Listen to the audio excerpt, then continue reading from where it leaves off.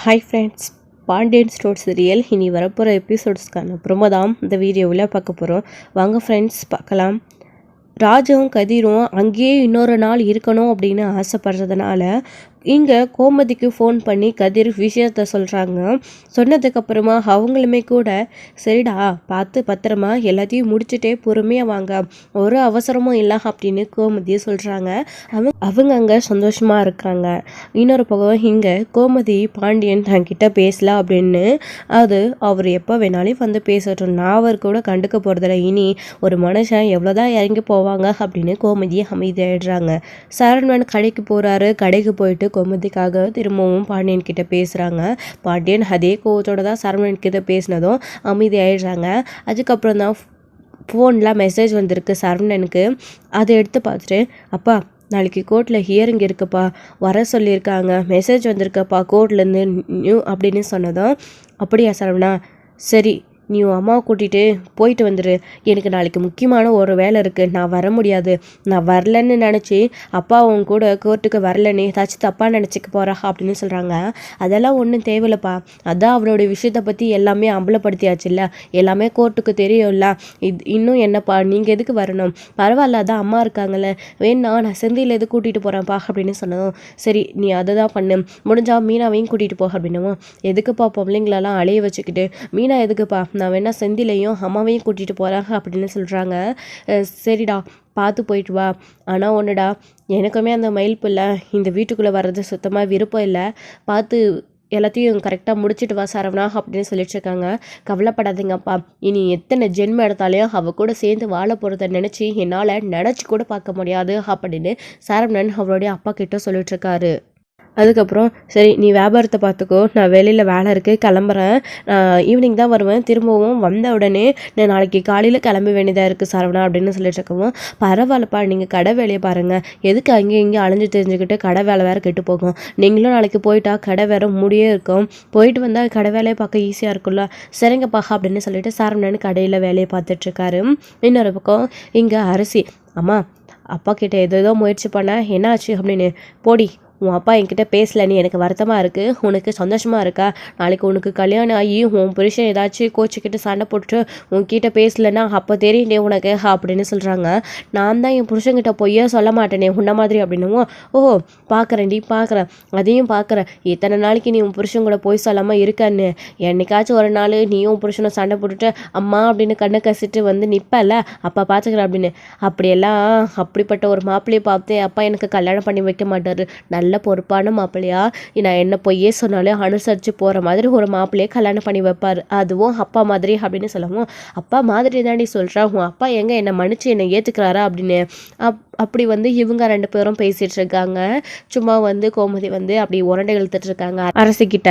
இன்னொரு பக்கம் சரணன் வந்து இவவே கால் பண்ணி செந்திலுக்கு விஷயத்த சொல்லிடலாம், அப்புறம் வேலை ஏதாச்சும் இருக்க போதில் ஆஃபீஸ்க்கு அவன் லீவ் போடணும்ல அப்படின்னு யோசிச்சுக்கிட்டு செந்திலுக்கு கால் பண்ணவும், செந்திலுமே அண்ணன் ஃபோன் பண்ணுது அப்படின்னு சொல்லிட்டு அட்டன் பண்ணி, அண்ணன் சொல்லுண்ணேன், என்னென்ன திடீர்னு கால் பண்ணியிருக்கேன், எல்லாம் ஓகே தானே அப்படின்னு, அதெல்லாம் ஒன்றும் இல்லைடா செந்தில், நாளைக்கு நீ எனக்கு ஒரு ஹெல்ப் பண்ணணும் அப்படின்னு, என்னென்ன என்கிட்ட போய் ஹெல்ப் அது இதுன்னு சொல்லிட்டு இருக்க, என்ன விஷயம் சொல்லுண்ணா அப்படின்னு, இல்லைடா நாளைக்கு கோர்ட்டில் ஹியரிங் இருக்குது, அம்மாவை கூட்டிகிட்டு போகலான்னு இருக்கேன், அப்பா வர முடியாதா, அதான் நீ கூட வரையா அப்படின்னு, அண்ணா இதுக்கு போய் நீ என்கிட்ட கேட்கணுமா அண்ணா, அவங்க கிட்ட இருந்து உனக்கு முதல்ல டிவோர்ஸ் வாங்கி கொடுக்கணும்ல, நான் வரேண்ணே நீ கவலைப்படாத அப்படின்னு, அதான் சேர்ந்துல முன்னாடியே சொல்லலான்னு ஆஃபீஸ்க்கெல்லாம் லீவ் போடணும்ல அப்படின்னு, அதெல்லாம் ஒன்றும் பிரச்சனை இல்லைண்ணா நான் சொல்லிடுறேன், நான் நாளைக்கு வரேண்ணே, எவ்வளோ நேரத்துக்குண்ணா அப்படின்னும், காலையில் ஒரு 10 மணிக்கு அப்படின்னு சொல்லவும், சரிண்ணா நான் இங்கே மீனா கிட்ட சொல்லிவிட்டு நான் கிளம்பி வந்துடுறேண்ணே காலையிலேயே அப்படின்னு சொல்லிட்டு இருக்காங்க. சரிடா அப்படின்னு, அண்ணா என்ன நடக்க போதுன்னு டென்ஷனாக இருக்கேண்ணே, கவலைப்படாதண்ணே எல்லாமே சரியாக போயிடும் அப்படின்னு சொல்லிட்டு இங்கே செந்தில் சரணன் கிட்ட ஆறுதல் சொல்லிட்டு இருக்காங்க. அதாண்டா செந்தில் நானும் எதிர்பார்க்குறேன், எப்படியாச்சு அவகிட்ட இருந்து நாளைக்கு கோர்ட்டில் டிவோர்ஸ் வந்துடணும், அவள் கூட இனி என்றைக்குமே சேர்ந்து வாழக்கூடாதுன்னு நான் முடிவு பண்ணிட்டா, அவன் முகத்தில் கூட முழிக்கக்கூடாதுன்னு முடிவு பண்ணிட்டேன்டா அப்படின்னு, கவலைப்படாதானே நம்ம உனக்கு பண்ண துரோகத்துக்கு அவங்களுக்கு இதுதான் தண்டனை அப்படின்ற மாதிரி இங்கே வந்து செந்திலும் பேசிகிட்டு இருக்காங்க. இதெல்லாம் ஒரு பக்கம் இருக்க, இன்னொரு பக்கம் இதே மாதிரி மயிலுக்கு எப்படி, அதாவது சரவணனுக்கு எப்படி மெசேஜ் போச்சு அதே மாதிரி மயிலுக்கும் நோட்டீஸ் போயிருக்கு. ஸோ அவங்களும் அதை பார்த்துட்டு அவங்களுடைய அம்மா இப்போ மயிலை அங்கே இன்னமும் நொடிக்க ஆரம்பிச்சிடுறாங்க. ஏற்கனவே அவங்க சொன்ன பொய்க்கெல்லாம் அவங்க கூட மயில் உடர்ந்தியா இருந்தாங்க. ஸோ இங்கே ஜெயிலில் கோமதி பாண்டியன் அவங்க மொத்த குடும்பத்தையும் உட்காந்துட்டு இருக்கும்போது நகை விஷயத்தில் பொய் சொல்லி சொல்லி கேட்டாங்க. ஸோ எப்படியோ ராஜியும் மீனாவும் அவங்க வழிக்கு கொண்டு வந்துட்டாங்க. அதனால் அவங்க உண்மையை சொல்லிட்டாங்க. அப்போவே வந்து இவன் நமக்கு சாதகமாக சொல்லலையே அப்படின்னு சொல்லிட்டு இனி அவள் வாழ்க்கையாச்சு நானாச்சு இதில் இனி அவள் விஷயத்தில் நான் தலையிட மாட்டேன் அப்படின்னு சொல்லிட்டு அப்போவே வந்து பாக்கியம் வந்து சொல்லிட்டாங்க. இருந்தாலும் தான் பொண்ணு அப்படின்னு அதுக்கப்புறம் கொஞ்ச நாள் அவங்க கூட இருந்தாங்க. அவங்களும் எத்தனை நாளைக்கு தான் பார்ப்பாங்க. அவங்களுக்கே மயிலுக்கு நகை போட்டு கல்யாணம் பண்ணி வைக்க வசதியான குடும்பத்தில் லட்சமாக பணம் கொடுத்து ஸோ கல்யாணம் பண்ணி வைக்க வக்கில்ல அப்படின்னு தானே இருக்கிற எல்லா பொய்யையும் சொல்லி மயிலை கல்யாணம் பண்ணி வச்சாங்க, கவரிங் நகையெல்லாம் போட்டு. இதுக்கப்புறம் இங்கே வீட்டில் அடுத்து சுடர் இருக்கா, அவளுக்கு என்ன பண்ணுறதுனே முதல்ல அவங்களுக்கு தெரியல. ஏன் சுடருக்கு பண்ணுறதை விட முதல்ல இப்போ அவங்க வீட்டு குடும்ப செலவுக்கே அவங்க கிட்ட பணம் இல்லை. ஸோ பாண்டியன் கடைக்கு சம்மந்தின்ற பேரில் வேலைக்கு போகிறேன், நானும் வேலை செய்கிறேன் அப்படின்னு கடையிலேருந்து பொருளெல்லாம் திருடிட்டு வந்து வைத்த பொழப்பை வந்து பார்த்துட்டு இருந்தாங்க. இனி அதுக்கும் வக்கு இல்லை, சோத்துக்கே வக்கு இல்லாமல் ரேஷன் அரிசியை தான் தின்னுட்ருக்காங்க. இந்த சமயத்தில் இப்போ மயிலும் கூட போய் உட்காந்துக்கிட்டாங்களா, அதே காரணமாக வச்சு ஒவ்வொரு நாளும் மயிலை குத்தி ஒரு நாரால் கிழிக்க ஆரம்பிச்சிடுறாங்க.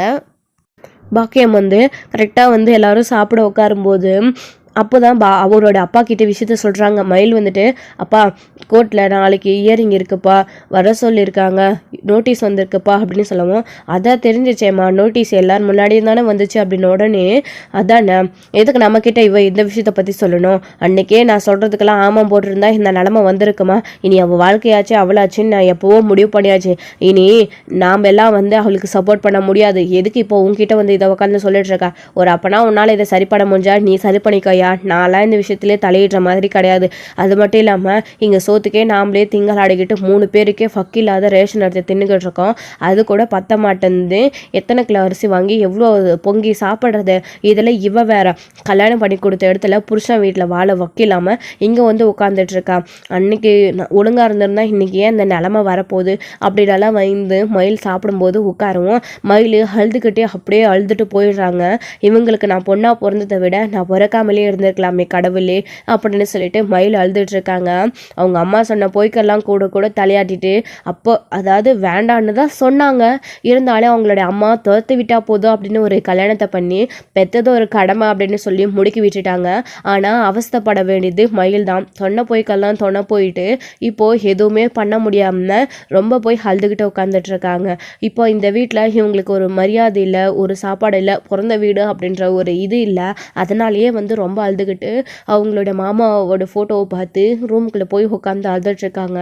கடவுளே, நான் உனக்கு என்ன வேண்டுதல்னாலே வைக்கிறான், ஆனால் என் மாமா கூட நான் சேர்ந்து வாழணும் அப்படின்னு. அது எப்படி பண்ணுற பொய்யெல்லாம் பண்ணிட்டு செய்ய வேண்டியதெல்லாம் செஞ்சுட்டு சரண்வன் கூட சேர்ந்து வாழணும் அப்படின்னு ஆசைப்பட்டால் மட்டும் போதுமா, அதுக்கு சரண்வன் ஒத்துக்கணும் இல்லை. உன்னோட நிலைமை இங்கே இப்படி இருக்குது, உன் அம்மா பேச்சை கேட்டு நீ இப்படி நடந்துக்கிறதுனால ஆரம்பத்தில் என் அம்மா அப்படிலாம் பண்ணுறாங்க அப்படின்னு கல்யாணத்துக்கு முன்னாடியே நீ சரண்வன் கிட்ட நியாயமாக இருந்தால் இது எல்லாத்தையும் சொல்லில நீ சரண்வனை கல்யாணம் பண்ணியிருக்கணும். அப்படி நீ எல்லாத்தையும் சரண்வன்கிட்டயே கல்யாணத்துக்கு முன்னாடியே சொல்லி கல்யாணம் பண்ணியிருந்தா இந்த நிலைமை இப்போ உனக்கு வந்திருக்குமா. அப்போவே சரண்வன் அவங்க வீட்டில் எல்லாருக்கிட்டையும் உண்மையை சொல்லி மயிலை எனக்கு பிடிச்சிருக்குப்பா, இவங்க வீட்டில் இப்படியெல்லாம் சொல்லி மயிலை சொல்லியிருக்காங்க, அவங்க வீட்டில் எதுவுமே போட அவளுக்கு முடியலை, இப்படியெல்லாம் போய் சொல்லி கல்யாணம் பண்ணி வைக்கிறாங்கப்பா அப்படின்னு சொல்லியிருந்தா குடும்பத்துக்கும் இந்த பிரச்சனை தெரிஞ்சிருக்கும். அப்போவே எல்லாருமே சரின்னு ஏற்றுக்கிட்டு மயிலை சந்தோஷமாக அந்த வீட்டுக்கு கல்யாணம் பண்ணிட்டு போயிருப்பாங்க. ஆனால் அதை விட்டுட்டு உன் அம்மா சொன்ன போய்க்கும் நீயும் உடந்தையாக தானே இருந்தா, அது மட்டும் இல்லாமல் கோர்ட்லேயே வந்து ஆமாம் எங்கள் அம்மா தங்க நகை தான் போட்டாங்க அப்படின்னு அவங்களுக்கு எதிராகவே வந்து போய் சொன்னால் எப்படி ஒரு குடும்பம் வந்து மயிலை ஏற்றுக்கும். அதனாலேயே வந்து கண்டிப்பாக சரண்வன் என்னதான் மயில் அழுது போனவனாலையும் அவங்க கூட சேர்ந்து வாழ போகிறதில்ல அப்படின்னு முடிவு பண்ணிடுறாங்க. இந்த பக்கம் மயில் சரண்வன் நினச்சி அழுது புலம்பிட்டு தான் உட்காந்துட்டு இருக்காங்க. ஸோ இது ஒரு பக்கம் இருக்க, இன்னொரு பக்கம் சரண்வன் கடையை அன்னைக்கு வந்து அவருடைய அப்பா வந்ததுக்கப்புறமா அப்பா நான் கோயிலுக்கு போயிட்டு வரலான்னு இருக்கேன்ப்பா அப்படின்னு சொல்லவும், சரி நேரம் ஆயிடுச்சு காலையில் போய்க்க வேண்டியது தானே அப்படின்னு. இல்லைப்பா காலையில் கோர்ட்டுக்கு போகணும்ல அப்படின்னு சொல்லவும், சரிடா சரவணா இப்போ வேண்டாம் கடையில் போடாம் அப்படின்னு சொல்லிட்டு இருக்காங்க. இல்லைப்பா நான் இப்போவே போயிட்டு வந்துடுறேன் அப்படின்னு சொல்லிட்டு, சரிடா நீ அப்போ கோயிலுக்கு போயிட்டு வீட்டுக்கு போயிடு, நானும் கடையை மூடிட்டு அப்படியே நேராக வீட்டுக்கு போயிடுறேன் அப்படின்னு சொல்கிறாங்க. சரிங்கப்பா அப்படின்னு சரவணன் கோயிலுக்கு கிளம்பி போகிறாரு. அப்படி கோயிலுக்கு போயிட்டு சாமி கும்பிடணும் அப்படின்னு போகும்போது தான் வந்து அதாவது நாளைக்கு கோர்ட்டில் நல்லபடியாக டிவோர்ஸ் கிடைச்சிடணும், அவகிட்ட இருந்து எனக்கு விவாகரத்து வாங்கி கொடுத்துருக்கு கடவுளே அப்படின்னு வேண்டிக்க தான் சாமி கிட்ட போகிறாங்க. அந்த சமயத்தில் தான் அவங்களோட ஃப்ரெண்டை வந்து பார்க்குறாங்க. சரவணன் வந்து ரொம்ப நாள் ஃப்ரெண்டு, அவங்க ஒருத்தருக்கு ஒருத்தர் இடிச்சுக்கிறாங்க. இடிச்சதுக்கு அப்புறமா தான் சரவணன் அவங்க பார்க்குறாங்க. பார்த்த உடனே சாரி தெரியாமல் இடிச்சிட்டேன் அப்படின்னு சரவணன் சொல்ல வராரு. அப்படி சொல்லும்போது தான் அவங்களோட ஃப்ரெண்டை பார்த்த உடனே சரவணன் பயங்கர அதிர்ச்சியில் அஞ்சலி அப்படின்னு சொல்கிறாங்க. சரவணா நீயா அப்படின்னு சொல்லிட்டு, அஞ்சலி நீ எப்படி இருக்க பார்த்து ரொம்ப நாள் ஆச்சு அப்படின்னு சொல்லிட்டு அவங்கள வந்து மீட் பண்ணுறாங்க. ஒரு கட்டத்தில் அவங்க வந்து அவங்களோட பெஸ்ட் ஃப்ரெண்டையும் தாண்டி சரவணனும் அஞ்சலியும் ஒருத்தருக்கு ஒருத்தர் அப்பா வந்து ஒருத்தர் மேலே ஒருத்தர் வந்து கொஞ்சம் கிறிஷில் தான் இருந்திருக்காங்க. ஸோ வந்து லவ் பண்ணுற அட்டாச்சில் தான் இருந்திருக்காங்க. ஸோ தவிர்க்க முடியாத சூழ்நிலைகளால் அப்போ அவங்க ஒருத்தருக்கு ஒருத்தர் அவங்களுடைய காதலையும் சொல்லலை, அவங்களுக்குள்ளே மனசுக்குள்ளே மூடி வச்சுக்கிட்டு. ஸோ அஞ்சலியும் சரவணன் மேலே ஆசைப்பட்டிருக்காங்க. லவ் பண்ணா எப்படி இருக்கும், கல்யாணம் பண்ணா எப்படி இருக்கும் அப்படின்னு ஆசைப்பட்டிருக்காங்க. சரவணன் கிட்ட சொன்னது கிடையாது. அதே மாதிரி தான் சரவணனும் அவங்களுமே ஆசைப்பட்டிருக்காங்க. இந்த விஷயத்த அவருமே கூச்ச சுபாவத்தினால வெளியில சொல்றது கிடையாது. சரவணனே எந்த ஒரு விஷயம் நடந்தாலும் வீட்டிலேயே பட்டினி எதையும் வெளியில சொல்றவர் கிடையாது. அப்படி இருக்கிறப்போ ஒரு பொண்ணை லவ் பண்ணிட்டு எப்படி அவர் வாயை திறந்து சொல்லியிருப்பாரு? ஸோ கிடையாது. ரொம்ப நாள் கழிச்சு அப்படிதான் இவங்க மீட் பண்ணிக்கிறாங்க. மீட் பண்ணதுக்கு அப்புறமா எப்படி இருக்க, நல்லா இருக்கே அப்படின்னு ஒருத்தருக்கு ஒருத்தர் பேசிக்கிட்டு கோயிலில் சாமி கும்பிட வந்தியா, சரி நாங்கள் வெயிட் பண்ணுறேன், நீ சாமி கும்பிட்டுட்டு வா அப்படின்னு அஞ்சலி சொல்கிறாங்க சரவணன் கிட்ட. சரவணனுமே போய் சாமி கிட்ட வேண்டிக்கிட்டு வராங்க. எப்படியாச்சும் நாளைக்கு கோர்ட்டில் எனக்கு டிவோர்ஸ் கிடைச்சிடணும், அதுக்காக தான் உன்னை பார்க்க வந்திருக்கேன், இது மட்டும் நடந்துச்சுன்னா உனக்கு நான் என்ன வேணாலும் செய்கிறேன் கடவுளே அப்படின்னு தான் சரவணன் சாமி கும்பிட்டுட்டு வராரு. கும்பிட்டுட்டு வந்ததுக்கப்புறமா அஞ்சலி இங்கே வெயிட் பண்ணுறாங்க. அம்மா நீ இங்கே அப்படின்னலாம் வந்து ஒருத்தருக்கு ஒருத்தர் பேசிக்கிட்டு உட்காந்துட்டு இருக்காங்க. அப்போது அஞ்சலி சரவணன் கிட்ட ரொம்ப நாள் கழிச்சு ஒரு விஷயத்த கேட்குறாங்க. அப்போ சொல்ல முடியாததை இப்போ கேட்க நினைக்கிறாங்க. சரவணா உனக்கு கல்யாணம் ஆயிடுச்சா அப்படின்னு கேட்டதும் சரவணன் திருன்னு முழிச்சிட்டு இருக்காரு. என்ன பதில் சொல்றதுன்னே தெரியல. இப்படி ஒருத்தைய கல்யாணம் பண்ணிக்கிட்டு நம்மளோட வாழ்க்கை எப்படி ஆக போகுதுன்னு அவகிட்ட உண்மையை சொல்கிறதா பொய் சொல்கிறதா அப்படின்னு தெரியாமல் சரவணன் முழிக்கிறாரு. சரவணா என்ன ஆச்சு அப்படின்னு கேட்கவும், உனக்கு அஞ்சலி அப்படின்னு கேட்கவும், இல்லை அப்படின்னு சொல்லிட்டு அஞ்சலி சொல்லிடுறாங்க. ஸோ இப்போ தான் நான் வந்து படப்பையே முடிச்சுட்டு வந்திருக்கேன் அப்படின்ற மாதிரியெல்லாம் வந்து சொல்லிட்டுருக்காங்க. இது ஒரு பக்கம் இருக்க அப்போ தான் வந்து அவங்க அஞ்சலி கேட்குறாங்க, சரவணா நான் கேட்ட கேள்விக்கு நீ பதில் சொல்லலையே அப்படின்னு. உடனே நடந்துச்சு ஆயிடுச்சு அப்படின்னு சொன்ன உடனே, என்ன சரவணா ஏன் இப்படி சொல்லிட்டு இருக்க, கல்யாணம் ஆயிடுச்சுன்றத நல்லா வந்து சந்தோஷமாக சொல்லலாமே அப்படின்ன உடனே, சந்தோஷமாக சொல்கிற மாதிரி தான் என் வாழ்க்கை இருக்கா, நான் இப்போ கோயிலுக்கு வந்ததே என் வாழ்க்கையில் இது எந்த ஒரு இதுவும் இருக்காமல் நான் விவாகரத்து வாங்கணுன்னு தான் அப்படின்னு சொன்னதுமே அஞ்சலிக்கு ஒரே ஷாக்கு. என்ன சொல்கிறீங்க சரவணன் அப்படின்னு. ஆமாம் கல்யாணம் ஆச்சு, என் வீட்டில் என் பேரண்ட்ஸாக பார்த்து தான் எனக்கு கல்யாணத்தை பண்ணி வச்சாங்க. ஆனால் அந்த கல்யாணம் எனக்கு கொஞ்ச நாள் நல்லா தான் போயிட்டு இருந்துச்சு. ஆனால் அதுக்கப்புறம் தான் தெரிஞ்சிச்சு அவள் என் வாழ்க்கையில் எனக்கு எவ்வளோ பொய் சொல்லியிருக்கா அப்படின்னு. அதுவும் ஏகப்பட்ட ஃப்ராடு தனத்தை பண்ணியிருக்கா. நான் ஏமாந்து போய் நிற்கிறேன் அஞ்சலி. இப்போது எனக்கு இந்த வாழ்க்கையை வெறுத்து போச்சு. அதனால தான் நான் கோர்ட்டில் அவளுக்கு டிவோர்ஸ் வேணும் அப்படின்னு சொல்லிட்டு அவகிட்ட நான் கோர்ட்டில் வந்து ஏற்பாடு பண்ணியிருக்கேன். நாளைக்கு அதுக்காக ஹியரிங் வருது, நாளைக்கு போகணும், எப்படியாச்சும் கண்டிப்பாக அவகிட்ட எனக்கு டிவோர்ஸ் கிடச்சிரும் அப்படின்னு சரவணன் சொல்லிட்டு இருக்கவும், ஓ அப்படியா சாரி சரவணா அப்படின்னு. ஹே நீ எதுக்கு சாரி கேட்டுட்ருக்க அப்படின்னு அஞ்சலியை பார்த்து சரவணன் கேட்குவோம். இல்லை பர்சனல் விஷயத்துலலாம் நான் இப்படி இன்வால்வ் ஆகிருக்கக்கூடாது அப்படின்னு. இதில் என்ன இருக்குது, நான் சந்தோஷமாக இருக்கேன், உங்ககிட்ட ஷேர் பண்ணிக்காமல் நான் மறைச்சி சந்தோஷம் கண்ணு பற்ற போதுன்னு இருக்கிறதுக்கு என் வாழ்க்கையே திக்குமுக்கலாகி போய் நின்றுட்டுருக்கு, இதை கூட உங்ககிட்ட சொல்லலைன்னா எப்படி அப்படின்னு சொல்லிட்டு இருக்காங்க. அம்மா நீ கல்யாணம் ஆகலைன்னு சொல்கிற, என்ன மாதிரி தானா இல்லை உண்மையிலே உனக்கு கல்யாணம் ஆகலையா அப்படின்னவோ, கிட்டத்தட்ட உன்னோட லைஃப் மாதிரி தான் என்னோட லைஃப்பும் அப்படின்னு சரவணா அப்படின்னு அஞ்சலி சொன்னவும், என்னப்பா இது அப்படின்னு சொல்லிட்டு ஷாக் ஆகிட்டா ரெண்டு பேருமே பேசிகிட்டு இருக்காங்க. நம்மளுடைய தலையெழுத்து ஏன் இப்படி இருக்குது சரவணா அப்படின்னு தான் ஒருத்தர் மாற்றி ஒருத்தர் வந்து பேசிக்கிட்டு அதுக்கப்புறமா சரி நம்பர் வந்து கொடுத்துக்கிறாங்க ஒருத்தருக்கு ஒருத்தர். நம்ம இனி எப்போ வேணாலும் மீட் பண்ணி பேசிக்கலாம் சரவணா அப்படின்னு சொல்லிட்டு பேசிட்டு, சரி நினச்ச மாதிரி கண்டிப்பாக உனக்கு கோர்ட்டில் டிவோர்ஸ் கிடைக்கும், இப்படி ஒரு விஷயத்த உன் ஒய்ஃப் உனக்கு பண்ணியிருக்காங்க அப்படின்னா இனி அவங்க கூட நீ வாழ்கிறது எனக்குமே சரி வராதுன்னு தான் தோணுது சரவணா அப்படின்னு அஞ்சலியுமே சொல்கிறாங்க. சொன்னதுக்கு அப்புறமா அஞ்சலியுமே கிளம்பி போயிடுறாங்க ஃபோன் நம்பர் வாங்கிட்டு. இப்போ சரவணனுமே வீட்டுக்கு போயிடுறாங்க. வீட்டுக்கு போனதுக்கப்புறமா அவங்க அம்மா கிட்ட போயிட்டு அஞ்சலியை மீட் பண்ண விஷயத்த சரவணன் சொல்கிறாங்க. இந்த மாதிரி ரொம்ப நாள் கழிச்சு இன்னைக்கு கோயிலில் என்னோட ஃப்ரெண்டை மீட் பண்ணாமா அப்படின்னு எல்லாம் சொல்லிட்டு இருக்கவோ, ஓ அப்படியாடா அஞ்சலி நீ கூட அடிக்க சொல்லிக்கிட்டே இருப்பில்ல, சரிடா அந்த பிள்ளை வீட்டுக்கு கூட்டிகிட்டு வந்திருக்கலாம்ல அப்படின்னு சொல்லுவோம். இல்லைம்மா அவள் ஏதோ ஒர்க் இருக்குன்னு சொல்லிட்டு கிளம்பிட்டா, ஆனால் வந்து ஃபோன் நம்பர் கொடுத்துட்டு போயிருக்காமா, நான் இன்னொரு நாள் அவளை இன்வைட் பண்ணுறேன் அப்படின்னு சொல்லிட்டு இருக்காங்க. அது மட்டும் இல்லாமல் நான் என்னோடய லைஃப்பில் நடந்த விஷயத்த எல்லாத்தையும் அவகிட்ட சொல்லிட்டேம்மா அப்படின்னு சொல்லவும், என்னடா சார் நான் சொல்கிறேன், எதுக்குடா சொன்னேன் அப்படின்னு கேட்கும்போது, இல்லைம்மா அவள் கேட்டால் என்னால் இதையும் மறக்க முடியல, நான் என்னம்மா பெருசாக சாதிச்சுட்டா இருக்கேன் நான் சொல்லாமல் மறைச்சி வைக்கிறதுக்கு, அவகிட்ட சொல்லிட்டேம்மா அப்படின்னு சொல்லவும், சரி விடுறா சரவணா, இதுதான் உன் தலையில் எழுதியிருக்குன்னா யாரால் மாற்ற முடியும் அப்படின்னு சொல்லிட்டு, அம்மா நாளைக்கு கோர்ட்டுக்கு போக வேண்டியது இருக்குமா, அப்பா வர முடியாது வேலை இருக்குன்னு சொல்லிட்டாரு, நீயும் செந்தில் தாம்மா என் கூட வரணும் அப்படின்னு. டி சரவணா, எதுக்குடா நீ இப்படி முகத்தை வச்சுக்கிட்டு என்கிட்ட சொல்லிட்டு இருக்க, கண்டிப்பாக நான் வரேன்டா, அவகிட்ட இருந்து உனக்கு டிவோர்ஸ் வாங்கி கண்டிப்பாக நான் கொடுப்பேன்டா, நான் இருக்கேன்டா அம்மா, நீ எதுக்குடா கவலைப்படுற, அவர் வராக்கிட்டே இருந்துட்டு போட்டோம், அவருக்கு எப்பயுமே வேலை தானே முக்கியம் அப்படின்னு கோமதி சொல்லிட்டு இருக்கவும், அதுக்கப்புறமா பாண்டியனுமே வீட்டுக்கு வராரு, கடையை மூடிட்டு. சரவணா அப்படின்னு உடனே, அப்பா இப்போதான்ப்பா வந்தேன் அப்படின்னு. சரிடா சரவணா அப்படின்னு சொல்லிட்டு எல்லாருமே நைட்டு போய் படுத்து தூங்கிடுறாங்க. ஸோ நல்லபடியாக நாளைக்கு கோர்ட்டில் நமக்கு சாதகமாக திருப்பி வரணும் அப்படின்னு தான் சரவணன் யோசிச்சுட்டு இருக்காரு. ஸோ தூங்கினதுக்கப்புறமா மறுநாள் காலையில் தூங்கி எழுந்திரித்த உடனே கோர்ட்டுக்கு போகிறதுக்காக கிளம்பி போயிட்டுருக்காங்க. சரவணா போகிறதுக்கு முன்னாடி கோயிலுக்கு போயிட்டு போகலாமாடா அப்படின்னு கேட்கவும், அம்மா நான் நேற்றே போயிட்டு தானமா வந்தேன் உங்ககிட்ட சொன்னேன் அப்படின்னு சொல்லவும், சரி விடடா அதுவும் சரிதான், நல்ல காரியத்துக்கு தான் கோயிலுக்கு போகணும், இதுக்கெல்லாமா போகணும் விடடா அப்படின்னு சொல்லிட்டு இங்கே சாமி மேலே ஒரு சின்ன கோவத்தோட கோமதி கோர்ட்டுக்கு கிளம்பி போகலான்னு கிளம்புறாங்க. செந்திலும் கரெக்டாக வந்துடுறாரு. வந்த உடனே போலாமாண்ணே அப்படின்னு உடனே கிளம்பி போகிறாங்க.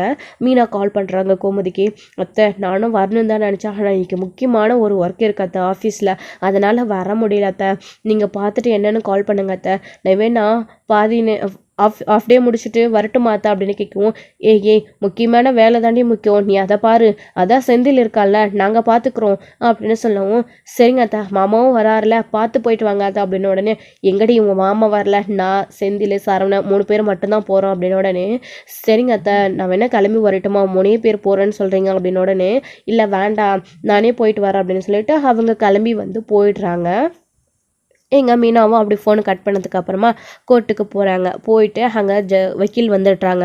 வக்கீல் வந்த உடனே இங்கே எப்படியாச்சும் என் பையனுக்கு அவகிட்டேருந்து டிவோர்ஸ் வாங்கி கொடுத்துருங்க அப்படின்னு கேட்டுட்ருக்கவும், கவலைப்படாதீங்க எல்லாமே நமக்கு சாதகமாக தான் இருக்குது, கண்டிப்பாக சரவணனுக்கு இன்றைக்கி டிவோர்ஸ் கிடச்சிரும் அப்படின்னு சொல்லிட்டுருக்காங்க.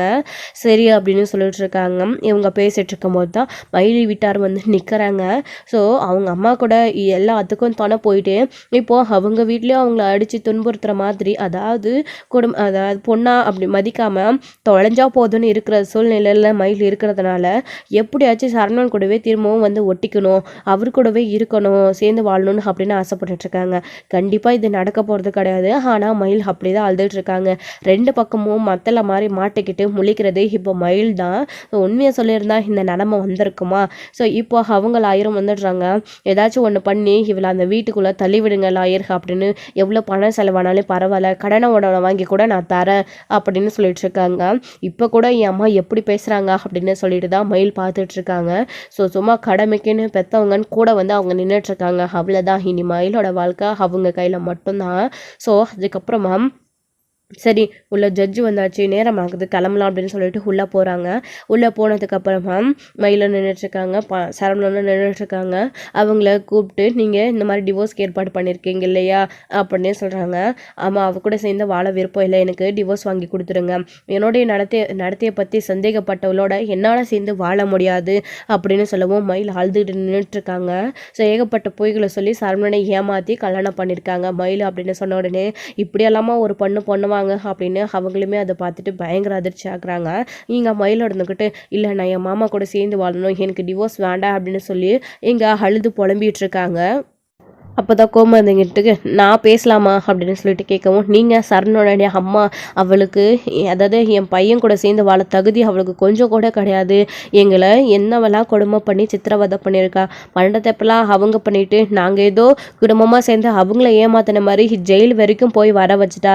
இல்லை மேடம், இதுக்கு மேலேயும் என் பையன் கூட ஒரு நிமிஷம் கூட அவள் சேர்ந்து வாழக்கூடாது, அவளுக்கு டிவோர்ஸ் கொடுத்துருங்க, என் பையன் கூட அவள் சேர்ந்து வாழக்கூடாது அப்படின்னு சொல்லிட்டு இங்கே கோமதியுமே ஜட்ஜுக்கிட்டே கேட்டுட்ருக்கவும், இங்கே அழுதுட்ருக்காங்க மயில் வந்துட்டு ஜட்ஜு கிட்ட. அப்போ அவங்க சொல்கிறாங்க, இல்லைம்மா நீ இவ்வளோ பொய்ய சொல்லி உன் குடும்பத்தையே ஏமாத்திருக்க, உன் புருஷனுக்கே உன் கூட சேர்ந்து வாழ முடியாதுன்னு விருப்பம் இருக்கிறப்போ இதில் நாங்கள் எதுவுமே பண்ண முடியாது, ஏன்னா எல்லா ஆதாரமும் எங்ககிட்ட உங்களுக்கு எதிராக இருக்குது அப்படின்னு சொல்லிட்டு சரவணனுக்கும் மயிலுக்கும் டிவோர்ஸ் அப்படின்னு சொல்லிட்டு கோர்ட்டில் தீர்ப்பு வழங்குறாங்க. வழங்கினதுக்கு அப்புறமா சரவணனுமே ரொம்ப சந்தோஷப்படுறாங்க. முக்கியமாக கோமதி எப்படியோ அவகிட்ட நீ என் பையனுக்கு டிவோர்ஸ் கிடைச்சிடுச்சு சரணா, இனி உன் வாழ்க்கையில் எல்லாமே நல்லதாக தானே நடக்க போகுது அப்படின்னு சொல்லிட்டு ரொம்பவே சந்தோஷப்படுறாங்க. செந்திலுமே சந்தோஷப்படுறாங்க. இனி உனக்கும் இந்த வீட்டுக்கும் எந்த சம்மந்தமே இல்லை, இனி நீ என் பொண்ணு கிடையாது, நான் உங்கள் அப்பா அம்மா கிடையாது, நான் என்ன சொன்னேன் எப்படியாச்சும் கையில் காலை விழுந்து உன் புருஷனோட சேர்ந்து உன் வீட்டுக்கு போகணும் தானே சொன்னேன், இப்போது டிவோர்ஸ் கிடச்சிருச்சு, இனி உன்னை எங்கள் கூட வச்சுக்கிட்டு எங்களால் கஞ்சி ஊற்ற முடியாது, நீ எங்கே வேணால் போய்க்கோ, ஆனால் வீட்டு பக்கம் மட்டும் வந்துடாத அப்படின்னு சொல்லிட்டு இங்கே மயிலோடைய அம்மா பாக்கியம் அங்கேருந்து சொல்லிட்டு அப்படி கிளம்பிடுறாங்க. பாக்கியம் இப்படி சொன்னால் நம்ம பொண்ணு எங்கே போவா, அவளை இந்த நிலைமைக்கு நிற்கிறதுக்கு காரணமே நாம் தானே அப்படின்னு சொல்லிட்டு அவருடைய அப்பா சொல்லுவோம். எனது இங்கே பாரியா அவளுக்கு சப்போர்ட் பண்ணிட்டு நின்ற அவ்வளோதான், மரியாதை கேட்டுட்டு அவன் பொண்ணோட சேர்ந்து நீயும் போகிறதா இருந்தால் கிளம்பு அப்படின்னு சொல்லிட்டு பாக்கி அங்கேருந்து மயில ஹம்போன்னு விட்டுட்டு போயிடுறாங்க. இதோட இந்த எபிசோடு முடிச்சிடறாங்க. அடுத்தடுத்த எபிசோடில் என்ன நடக்க போகுது, இனி மயிலோட வாழ்க்கை என்ன ஆக போகுது அப்படின்றத வெயிட் பண்ணி நெக்ஸ்ட் வீடியோவில் பார்க்கலாம். Friends thank you. இந்த வீடியோ உங்களுக்கு பிடிச்சிருந்தா லைக் பண்ணுங்கள், ஷேர் பண்ணுங்கள், கமெண்ட் பண்ணுங்கள், மறக்காமல் பெல் ஐக்கானை கிளிக் பண்ணி வச்சுக்கோங்க.